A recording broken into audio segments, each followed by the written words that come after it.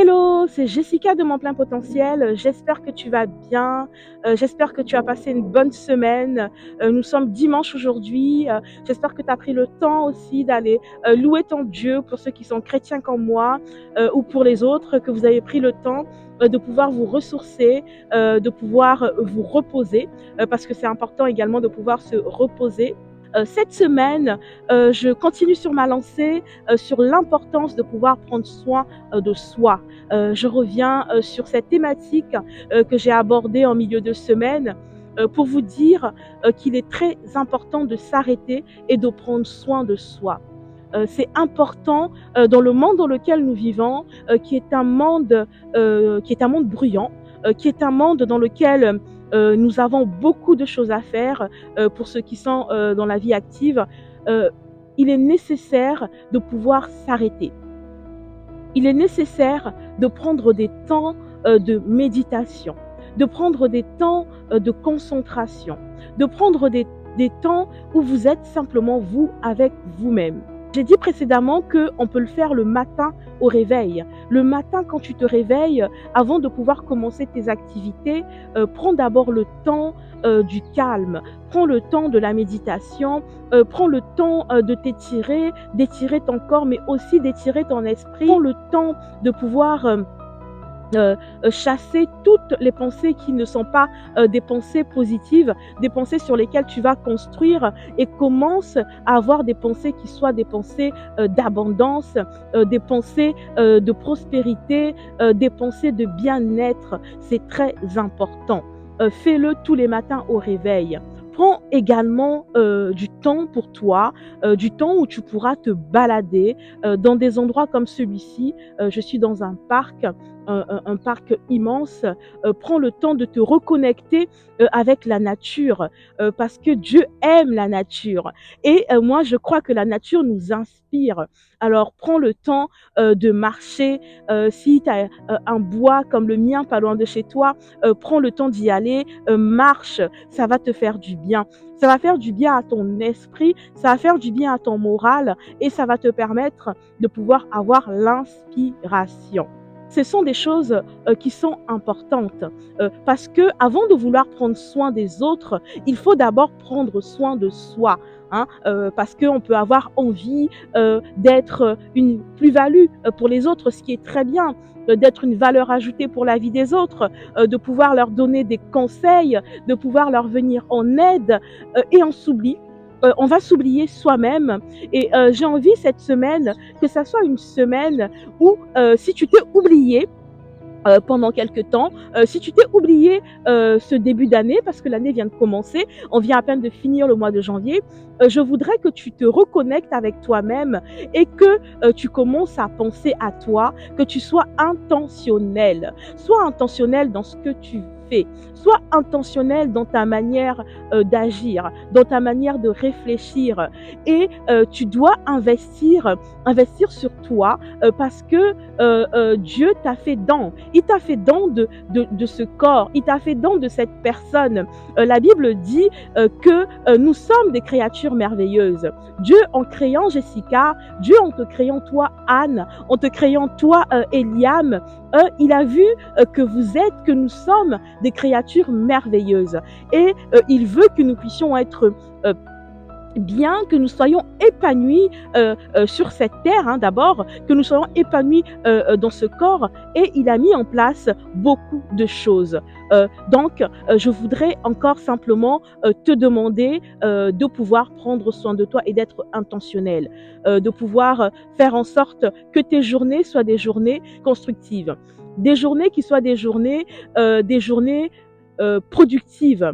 Tu peux créer un monde et y vivre. Comment créer un monde et aller y vivre? C'est Dieu qui nous le dit. Si Dieu nous le dit, c'est que c'est possible. Comment est-ce que je fais pour créer un monde et je vais y vivre?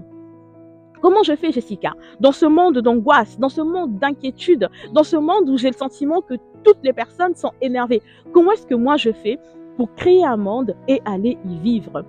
Nous avons la capacité de créer notre atmosphère. Nous avons la capacité de créer nos vibrations et de faire en sorte d'être dans des vibrations qui soient des vibrations positives. Commence par changer la manière de penser. Commence à changer la manière dont tu te vois. Je veux que tu puisses te voir d'abord comme une créature merveilleuse. Je veux que tu puisses te voir comme une personne qui vit dans l'abondance. Je veux que tu puisses te voir comme une personne qui est remplie de joie. Je veux que tu puisses te voir comme une personne patiente, comme une belle créature, parce que c'est comme ça que le Créateur, que Dieu nous a créés. Il nous a créés avec des dons et des talents qui sont tellement merveilleux et que peut-être nous étouffons. Alors aujourd'hui, je veux que tu puisses te voir d'une manière différente. Et si tu changes ta manière de te voir, si tu te vois comme une personne merveilleuse, comme une personne qui vit dans l'abondance, comme une belle personne, ça va déjà, au niveau de ton mental, t'emmener à avoir une autre représentation.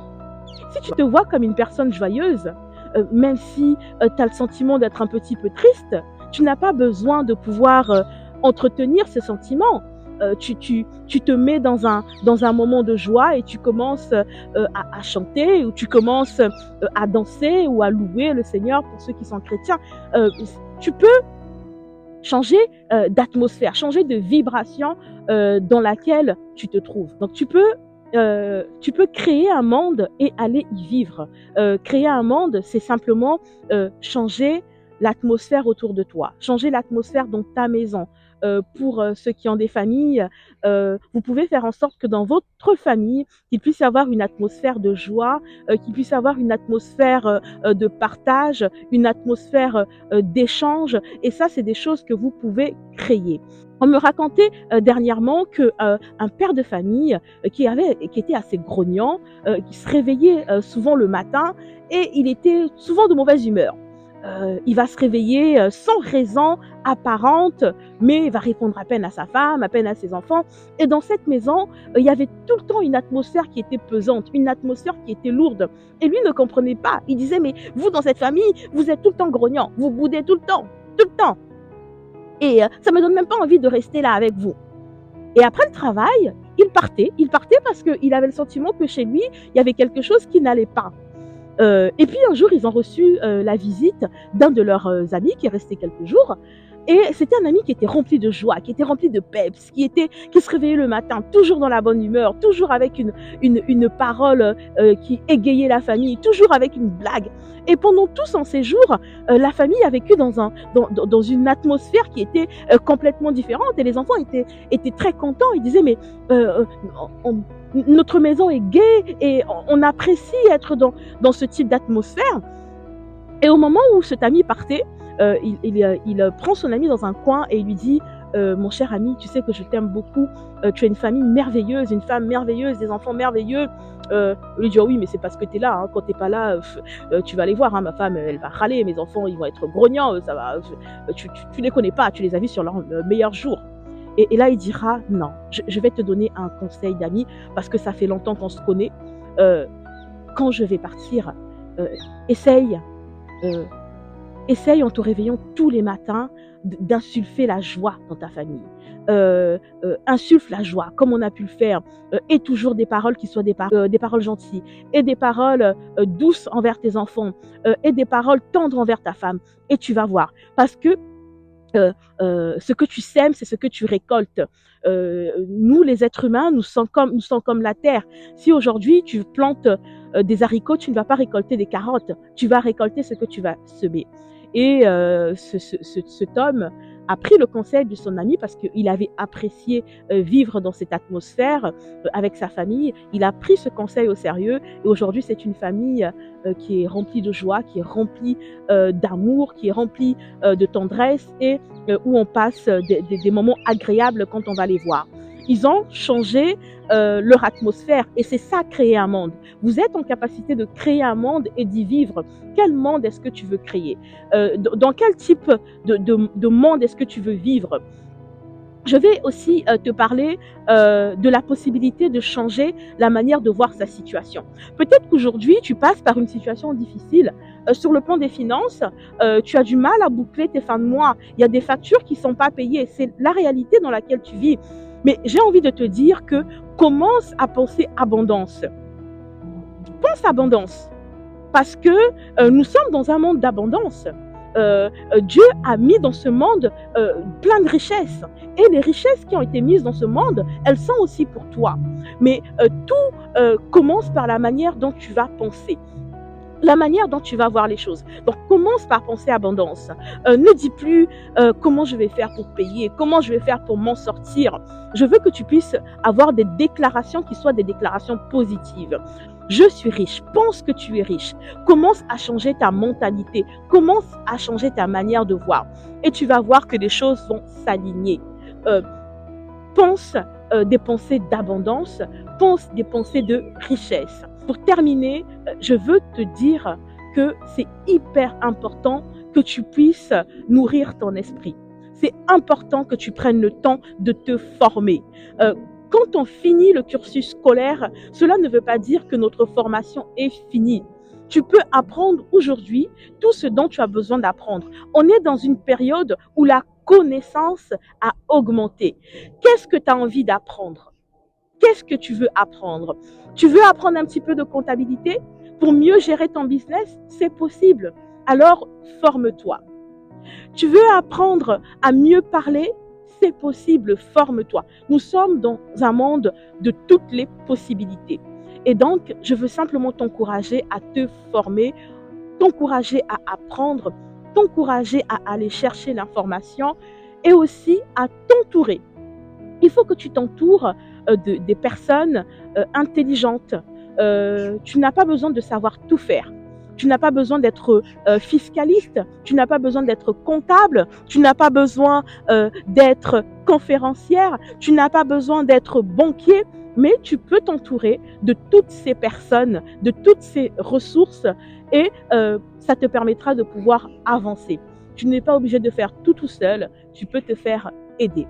Aujourd'hui, je voulais simplement revenir sur ces points que j'ai déjà abordés dans plusieurs de mes vidéos, mais qui sont des points importants, qui sont des points sur lesquels tu dois t'arrêter les uns après les autres, lesquels tu dois méditer et tu dois commencer à te mettre en mouvement.